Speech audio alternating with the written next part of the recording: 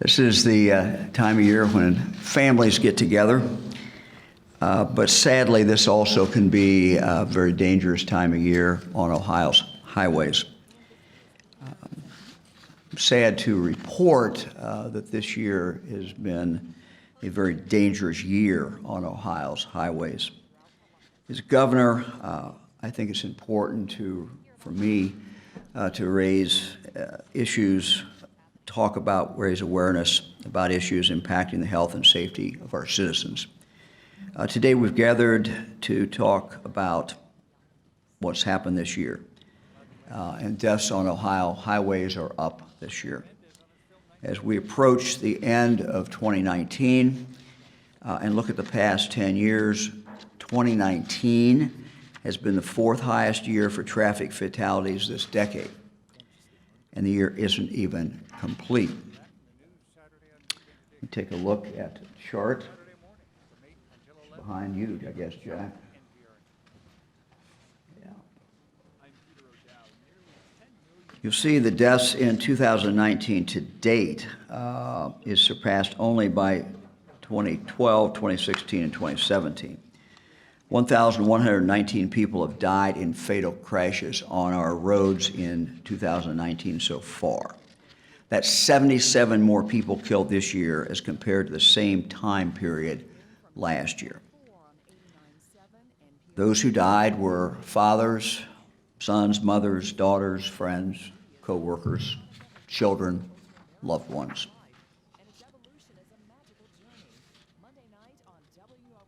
We are seeing this increase in spite of the fact that our cars every year are safer. Every single year, as the car inventory changes, the cars that are out there collectively are just safer. And yet we're seeing this increase in fatalities. It tells us that there is something going wrong. And we know that the vast, vast majority of these deaths are preventable. So as we launch into one of the busiest travel times of the year, the way we drive, the way all of us drive, will impact how many people are home for the holidays and how many people actually are able to ring in the new year. In 2018 alone, there were more than 13,300 OVI-related crashes on Ohio's roadways, killing 402 people and injuring 7,884 others. During that same period, Ohio State Highway Patrol troopers removed nearly 27,000 impaired drivers from Ohio roads. The patrol focuses on impaired driving every single day. But they ramp up enforcement in December, which is National Impaired Driving Prevention Month. I want to thank the troopers for taking hundreds of impaired drivers off our roads in these past few weeks. I've also asked the patrol to put intense focus on distracted driving over the holidays once again. The holidays are a busy time, a lot of distractions, people thinking about a lot of different things. As we look back over the past 5 years, and when you look specifically at the last few days of the year spanning Christmas Eve to New Year's Eve, there were 1,171 crashes involving distracted drivers over the past 5 years for that 5-day period of time. Hundreds are injured, some were killed, including Delma Ross, who died on Christmas Eve in 2017. Delma spent the day at her grandson's home, enjoying the holiday with her family. At around 4:30 that afternoon, she and her husband were headed home on US 40 in Licking County when a car coming the other way killed her. Delma died at the scene. The driver who caused the crash told troopers she was looking at her cell phone right before the crash happened. The choice that drivers made, the choice that particular driver made, the choice to drive and be distracted, not only took this great grandmother's life, but the lives of her family members were also changed forever.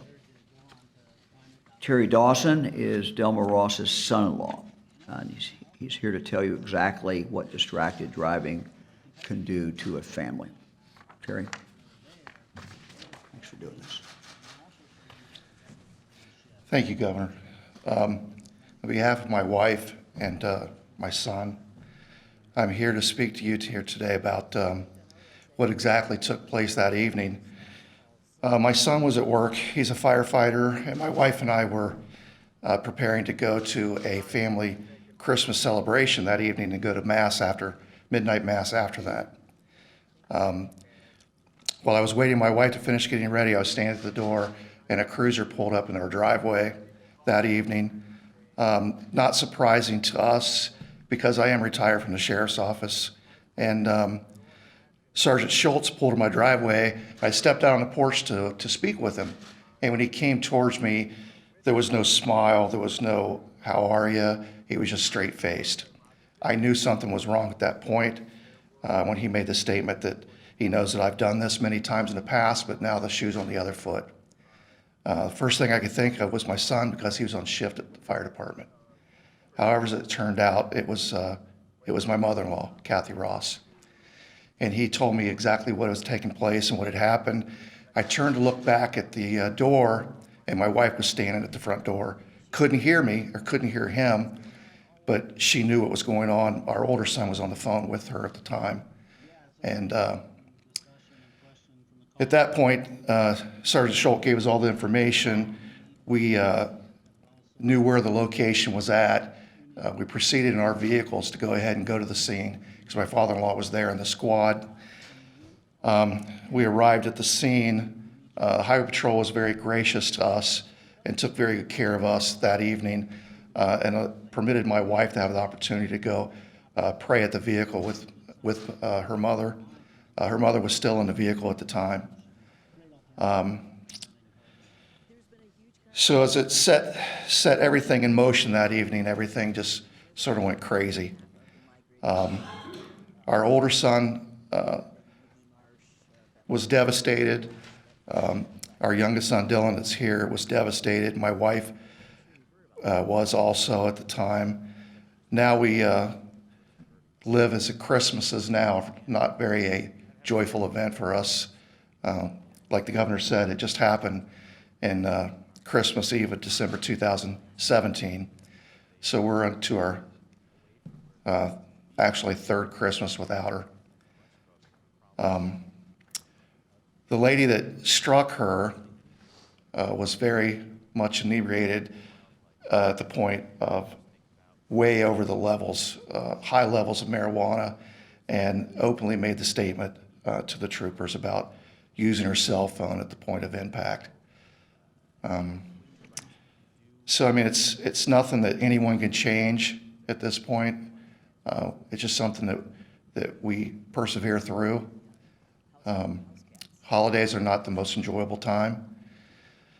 We're hoping that maybe by speaking out like this, that fewer people would have to deal with this in their lives with family members, friends, loved ones, whoever. So I just want to thank you for the opportunity to be able to be here, and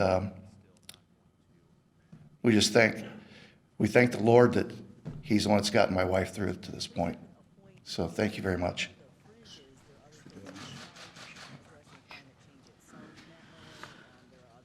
I encourage drivers, all of us, to think of Delma Ross each and every time that we think about picking up a phone as we drive. Also think about the loved ones that Delma Ross left behind. Think of how distracted driving ruins so many lives. We ask people to put the phone down. In total, from 2013 to today, there have been more than 91,000 distracted driving crashes in Ohio. More than 47,000 people were hurt, and 305 were killed. But we know that these numbers are certainly low because Many times it is unreported. Many times when there's a crash, the person who's involved in the crash does not come forward and say what they were exactly doing. So we know that this is a very underreported problem. We know that distracted driving accidents happen a lot more often, but drivers simply don't admit it. To be blunt, smartphones have turned a lot of people into really stupid drivers. Answering your phone while driving, texting while driving, looking at social media notifications while driving. These are all choices that increasing number of drivers choose to make. And people in Ohio and across this country are dying as a direct result of that.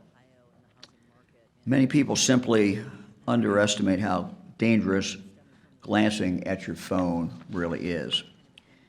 With the holidays coming up, we expect that our roads will be congested for the rest of the year. There will be many families on the roads, many going to see their family members. There'll be many kids in car seats. And that's why today I'm asking all Ohioans to put their smartphones down, or at least turn off your notification while you drive. Do this for the rest of the year and then keep it up in 2020. Make safe driving your New Year's resolution.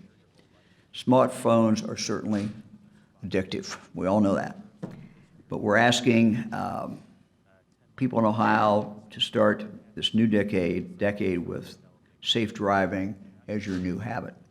If you have a passenger, let them monitor the GPS. Let them do it. Ask them to read or write your text. If you're the passenger, speak up if the driver is texting. If your driver wants to look at their phone, ask them not to, or offer to do it for them. And to parents who have teenage drivers, now is a good time to talk with them about distracted driving and the fact that it kills so many Ohioans every year. Remind them of the tragic consequences. Let me now turn to Colonel Richard Fambro, Superintendent of the Ohio State Highway Patrol, to make some comments as well. Colonel.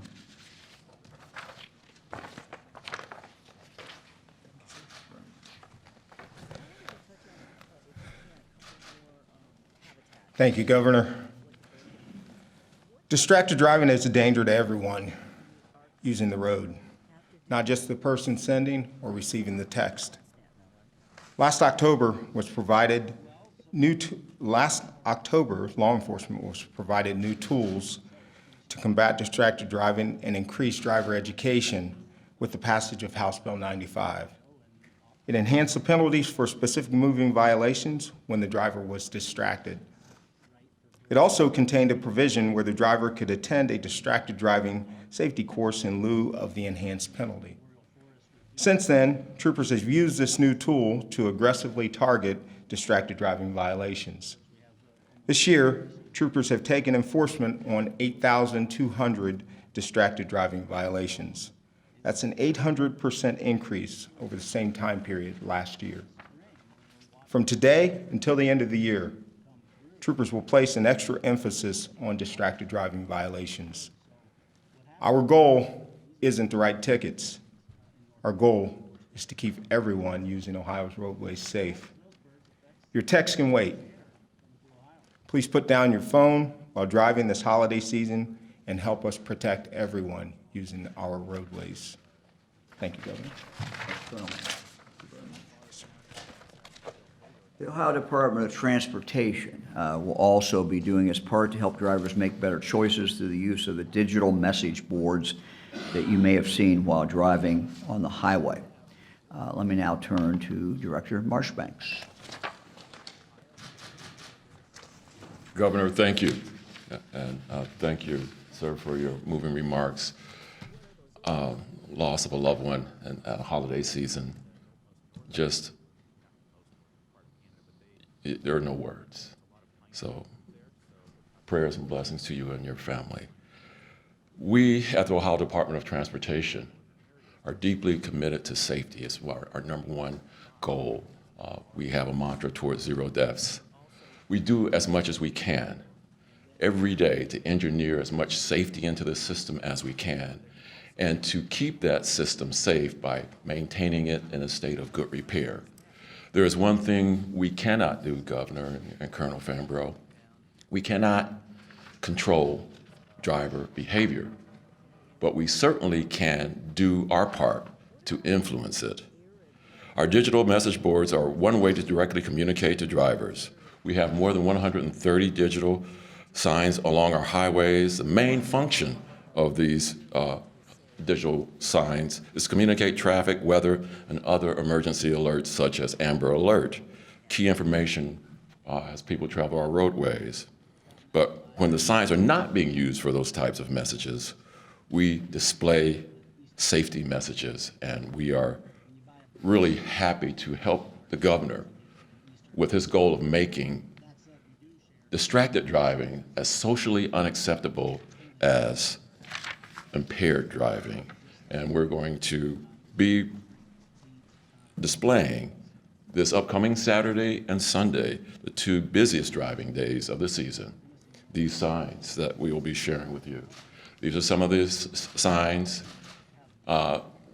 It might seem flip, but we found that tying these messages to pop cultural references make people remember them. So this is something that we're looking at. And people remember these messages. And again, we're seeking to influence behavior, to make people realize that driving distracted is totally unacceptable. You have one job when you're in your car, and that is to drive your vehicle safely. Governor, thank you. Thank you very much. Before I open up for questions, let me stress again that we need a culture change around distracted driving. We know this will not happen overnight, but distracted driving must be as culturally unacceptable as drunk driving. Distracted driving must be as culturally unacceptable as drunk driving. My office continues to work on a long-term, comprehensive plan to educate drivers and promote changes in behavior. We're also looking at strengthening distracted driving laws. You'll be hearing more on that very soon. We clearly have to make it a primary offense. In conclusion, before I open it up, let me just say, look, we all, those of us who drive, all of us have done at one time or another something stupid. We've all been stupid drivers. But this stupidity,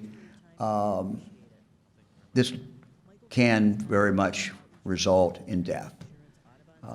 If we look at Ohio's numbers, and you talk to the people who follow those numbers, the death rate that is going up, that is much higher than it should be. And again, I want to stress, cars are safer today. They continue to get safer. We have more and more safe cars on the road, and yet we're seeing the fatality rate where it is today. So it's clearly what is happening behind the wheel. And the summary is distracted driving is a leading cause of that.